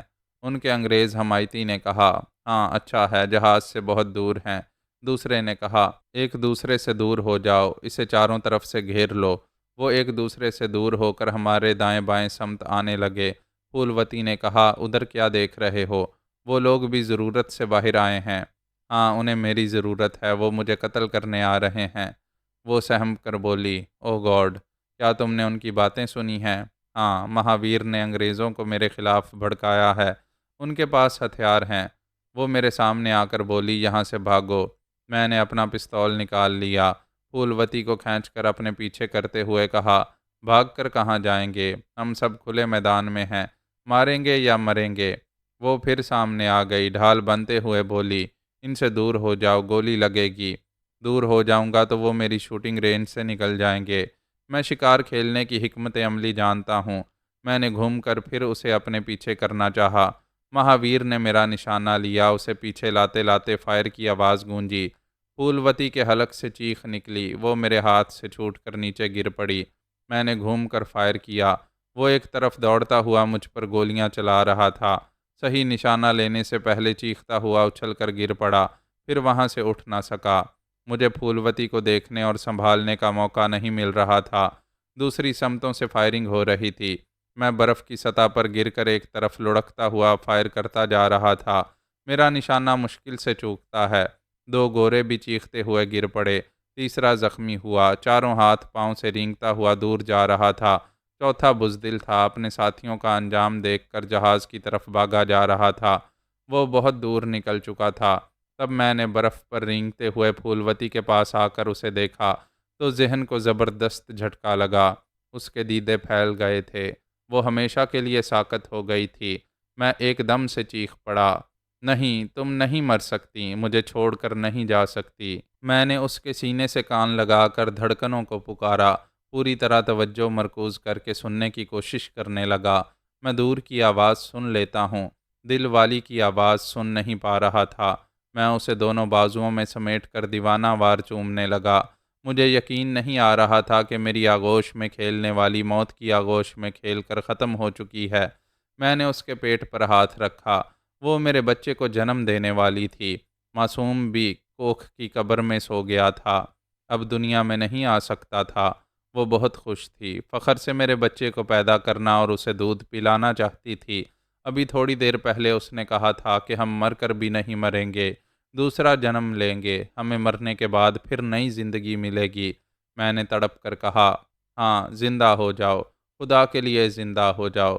محبت کرنے والوں کو ایک کے بعد دوسرا جنم ملنا چاہیے۔ میں نے سر اٹھا کر آسمان کی طرف دیکھا۔ یا اللہ، تو بڑی قدرت والا ہے، تو نے آج تک کسی مردے کو زندہ نہیں کیا، اسے زندگی دے دے۔ میرے منہ سے کفر نکلا کہ اس پروردگار نے کبھی کسی مردے کو زندہ نہیں کیا۔ اس وقت میں اپنے حواس میں نہیں تھا، میری ایمانی کمزوری پھر مجھے ڈبونے والی تھی۔ میں اٹھ کر کھڑا ہو گیا، دونوں ہاتھ آسمان کی طرف اٹھا کر مٹھیاں بھینچ کر کہنے لگا، ہاں، یہ سچ ہے، آج تک کسی نے مرنے والے کو زندہ ہوتے نہیں دیکھا۔ تو خدا ہے، تو اپنی قدرت کا تماشا دکھا، اسے زندہ کر دے۔ میں تیری کتاب آخر کے قصوں کو نہیں مانتا۔ میں پھر کفر بک رہا تھا، قرآن مجید کی سچائی سے انکار کر رہا تھا، چیخ چیخ کر کہہ رہا تھا، ہاں ہاں، میری پھولوتی نے آنکھیں نہ کھولیں، اسے نئی زندگی نہ ملی تو میں ساری دنیا میں چیختا پھروں گا کہ آسمانی کتاب میں دل بہلانے والی کہانیاں ہیں، دلچسپ قصے ہیں۔ میری بات ختم ہوتے ہی ٹھائیں کی آواز گونجی، ایک گولی میری پشت پر آ کر لگی۔ میں نے لڑکھڑاتے ہوئے گھوم کر دیکھا، مہاویر میں ابھی جان باقی تھی، اسی نے گولی چلائی تھی۔ گولی آر پار نہیں ہوئی تھی، ریڑھ کی ہڈی کے پاس انگارے کی طرح دہک رہی تھی۔ جلن اور تکلیف ناقابل برداشت تھی۔ دونوں ہاتھوں سے پستول تھام کر اس کا نشانہ لینے میں ایک ذرا دیر ہوئی تو دوسری گولی سیدھی آ کر میرے دل کی جگہ پہ وسط ہو گئی۔ میرے قدم زمین سے اکھڑ گئے، پستول ہاتھ سے چھوٹ گیا۔ میں پھولوتی کے قریب گر پڑا، اب تو مرنا ہی تھا، مگر جان اٹکی ہوئی تھی۔ میں تڑپ رہا تھا، روح اٹک اٹک کر بدن کے ڈھانچے سے نکل رہی تھی۔ دو گورے پستول لیے دوڑتے ہوئے میری طرف آئے۔ ایک نے کہا، بڑا ڈھیٹ ہے، ابھی زندہ ہے۔ ان دونوں نے میری ٹانگیں پکڑ لیں، پھر وہاں سے مجھے کھینچتے ہوئے دور لے جانے لگے۔ وہ مجھے کسی گڑھے میں لے جا کر پھینکنا چاہتے تھے جہاں برف ہی برف جمی رہتی ہے۔ وہاں کی زمینی سطح خطرات سے پر ہوتی ہے، کہیں کہیں سطح کچی اور کمزور ہوتی ہے، اس کے نیچے کنویں کی طرح گہرے گڑھے مخفی ہوتے ہیں۔ ایسے علاقوں میں سنو اسٹک زمین پر مارتے ہوئے گویا آنکھیں رکھتے ہوئے اندھوں کی طرح راستہ ٹٹولتے ہوئے چلتے ہیں تاکہ کسی گڑھے یا کھائی میں گرنے سے محفوظ رہیں۔ وہ دونوں مجھے کھینچتے ہوئے لے جا رہے تھے۔ اچانک ہی ان کے پیروں تلے سے زمین نکل گئی۔ وہ کچی زمین پر پہنچ گئے تھے۔ ان کے وزن سے وہ سطح ٹوٹی تو سنبھلنے کا موقع نہ ملا۔ وہ ایک جھٹکے سے اندر دھنستے چلے گئے۔ ان کے ساتھ میں بھی تہہ میں جا رہا تھا۔ ایسے وقت میرا دم نکلنے ہی والا تھا۔ زندگی کا آخری منظر دیکھ رہا تھا۔ وہ دونوں اوپر جانے کے لیے جتنے ہاتھ پاؤں مار رہے تھے، اتنی ہی برف ٹوٹتی جا رہی تھی۔ موت انہیں نیچے کھینچ رہی تھی۔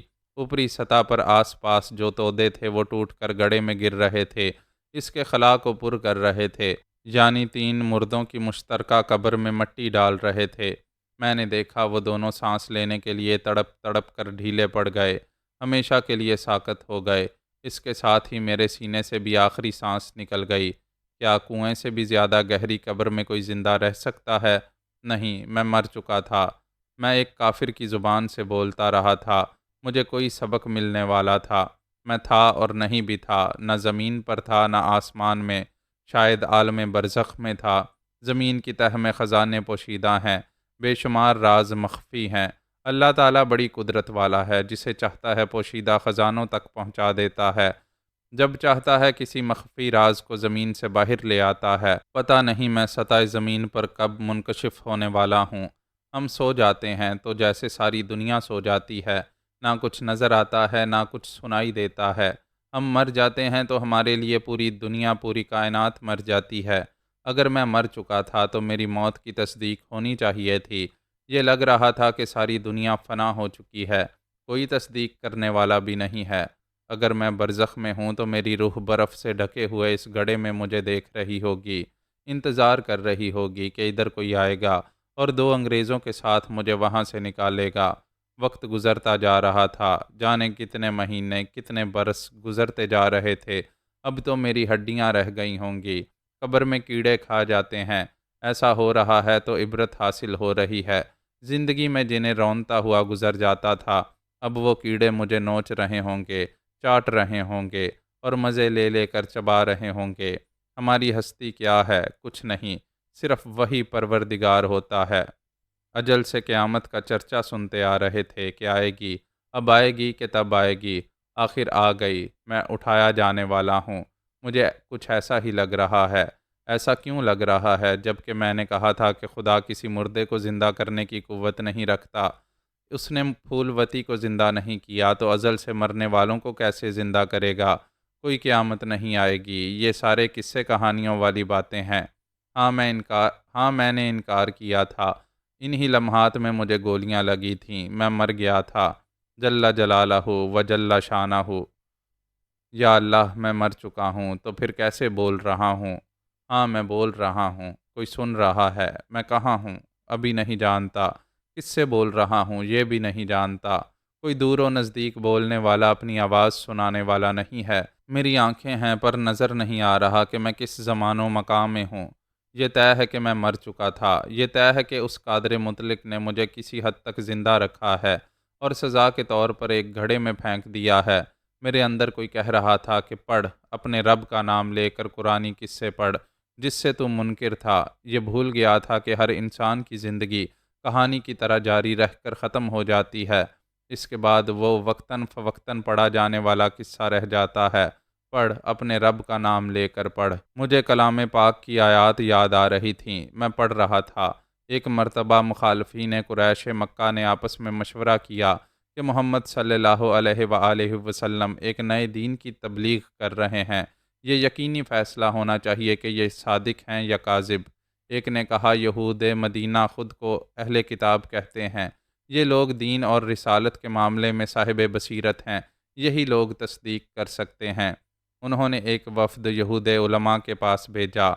یہودی علماء نے مشورہ دیا کہ تم ان سے 3 سوال کرو، اگر وہ درست جواب دیں تو پھر بے شک وہ بلا شبہ خدا کے سچے رسول ہیں۔ وہ 3 سوال یہ تھے کہ ذوالقرنین کا واقعہ کیا ہے، اصحاب کہف کون تھے اور ان کے ساتھ کیا واقعہ پیش آیا تھا، اور روح کی حقیقت کیا ہے۔ جب نبی کریم صلی اللہ علیہ وآلہ وسلم سے یہ سوال کیے گئے تو انہوں نے فرمایا، انتظار کرو، وحی آنے پر جواب دوں گا۔ جب وحی نازل ہوئی اور صحیح جواب سے آگاہی حاصل ہوئی تو آپ صلی اللہ علیہ وآلہ وسلم نے ان کے سامنے سورہ کہف تلاوت کر کے وہ واقعہ بیان کیا جسے قصہ کہا جاتا ہے۔ میں برزخ میں تھا اور کیا کرتا، ندا آئی پڑھو، اور میں سورہ کہف پڑھنے لگا۔ کیا تم نے یہ گمان کر لیا ہے کہ اصحاب کہف و رقیم کا معاملہ ہماری نشانیوں میں سے کوئی عجیب معاملہ ہے؟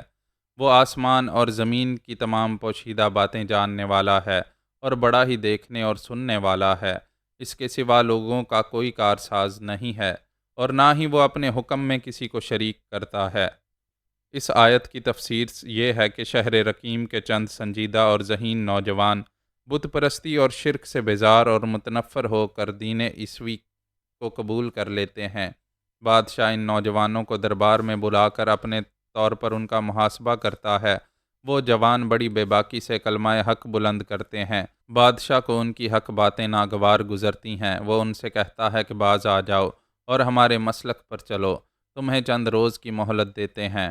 وہ دربار سے نکل کر سوچتے ہیں، فیصلہ کرتے ہیں کہ مشرکوں کے شر سے محفوظ رہنے کے لیے وہاں سے دور کسی پہاڑ کے غار میں پوشیدہ ہو جائیں گے اور وہیں گوشۂ گمنامی میں اللہ تعالیٰ کی عبادت کرتے رہیں گے۔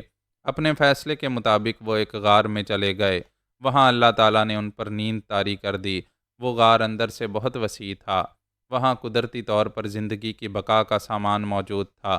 ایک طرف غار کا دہانہ تھا تو دوسری جانب ہوا کے گزرنے کے چھوٹے بڑے سوراخ تھے۔ یوں ہر وقت تازہ ہوا آتی جاتی رہتی تھی۔ آفتاب کے طلوع و غروب کے دوران گرمی اور حبس کا احساس نہیں ہوتا تھا۔ دھیمی دھیمی سی روشنی رہتی تھی۔ ان کا ایک رفیق کتا اپنے اگلے دونوں ہاتھ پھیلائے غار کے دہانے پر باہر کی جانب منہ کیے بیٹھا رہتا تھا۔ وہ تمام نوجوان غار کے اندر برسوں تک تازہ ہوا اور نیم روشنی میں موت کی نیند سوتے رہے۔ باہر وقت گزرتا رہا، زمانے بدلتے رہے، مشرکوں کا دور ختم ہو گیا، عیسائیت غالب آ گئی۔ تب مشیت خداوندی سے وہ نوجوان بیدار ہو گئے۔ ایک دوسرے کو دیکھ کر پوچھنے لگے کہ ہم کتنی مدت تک سوتے رہے؟ ایک نے کہا تمام دن سوتے رہے۔ دوسرے نے کہا نہیں، ہم نے ایک دن سے بھی کم نیند لی ہے۔ انہیں بھوک لگ رہی تھی۔ کہنے لگے کہ ہم میں سے کوئی شہر جا کر اس طرح کھانا خرید کر لائے کہ وہاں کوئی ہمیں مفرور ہونے والوں کے طور پر نہ پہچانے، ورنہ وہ یہاں آ کر ہمیں گرفتار کر لیں گے۔ بادشاہ ظالم ہے، وہ ہمیں شرک اور بے دینی پر مجبور کرے گا۔ ہم راضی نہ ہوئے تو ہمیں قتل کر دے گا۔ ایک نوجوان سکہ لے کر شہر گیا تو وہاں حیران رہ گیا۔ خلاف توقع انقلاب آ گیا تھا۔ سب لوگ نئے تھے، ان کے لباس اور طور طریقے بدل گئے تھے۔ سب سے بڑی بات یہ تھی کہ وہاں گرجا گھر تھے۔ وہ لوگ بے دین نہیں تھے، سب کے سب عیسائی تھے۔ اس نے ایک نان بائی سے کھانے پینے کی چیزیں خریدیں اور سکہ دیا تو نان بائی حیران ہوا۔ وہ سکہ برسوں پرانا تھا اور اب رائج نہیں تھا۔ ان کے درمیان باتیں ہوئیں تو یہ بات کھل گئی کہ وہ خریدار بھی سکے کی طرح 100 سال پرانا ہے۔ لوگوں کو معلوم ہوا تو سب نے اس کا خیر مقدم کیا۔ اس نے بتایا کہ مشرک بادشاہ کے دور میں اپنے چند ساتھیوں کے ساتھ وہاں سے فرار ہوا تھا اور اب واپس آیا ہے۔ انہوں نے بتایا کہ اب شرک پھیلانے اور دین کی مخالفت کرنے والے خاک میں مل گئے ہیں۔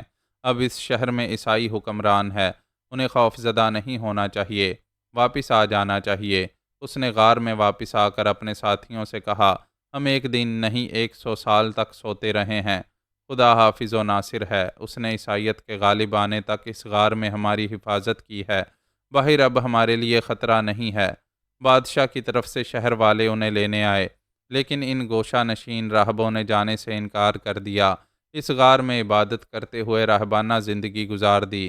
میں نے سورہ کہف کی تلاوت کی۔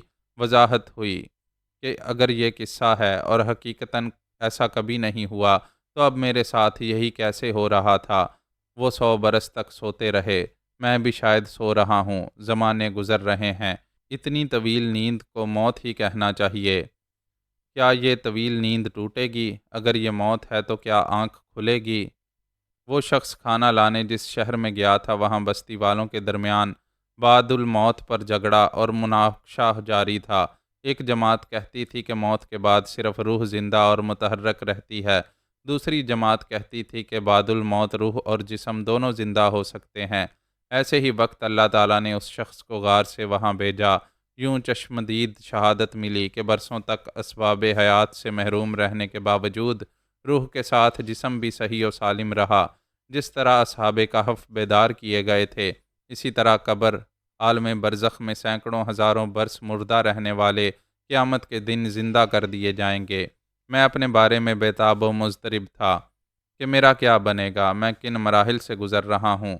تلاوت کے بعد یہ سبق مل رہا تھا کہ موت کے بعد عالم آخرت کے لیے ہی دوبارہ زندگی ملے گی، لیکن یہ قانون خاص ہے کہ کبھی کبھی حکمت و مصلحت کے پیش نظر خداوند کریم اسی دنیا میں کسی مردے کو زندگی بخش دیا کرتا ہے۔ کیا میں بھی ان خاص مردوں میں سے ہوں؟ اتنا سمجھ میں آ رہا تھا کہ میں عام مرنے والوں سے مختلف ہوں۔ کبھی کسی نے مرنے کے بعد تلاوت نہیں کی ہوگی۔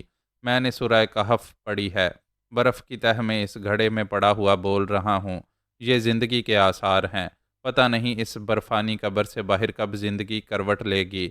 پھولوتی یاد آ رہی تھی، کیا وہ بھی عالم برزخ میں ہوگی؟ اس کے لیے بھی قانون خاص ہوگا، کیا وہ بھی جی اٹھے گی؟ ہائے کتنا خوشکن خیال تھا، پتہ نہیں خدا کو کیا منظور ہے، اس کی مرضی سے ایسا ہوگا تو اسے تنہا زندگی نہیں ملے گی، اس کے وجود کے اندر میرا بچہ بھی متحرک ہو جائے گا۔ اپنی ایک غلطی سے زندگی ہار کر سب کچھ ہار چکا ہوں۔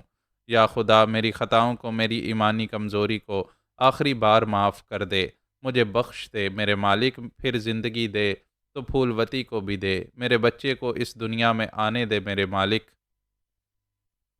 معزز سامعین، لائک، کمنٹس اور شیئر ضرور کریں، شکریہ۔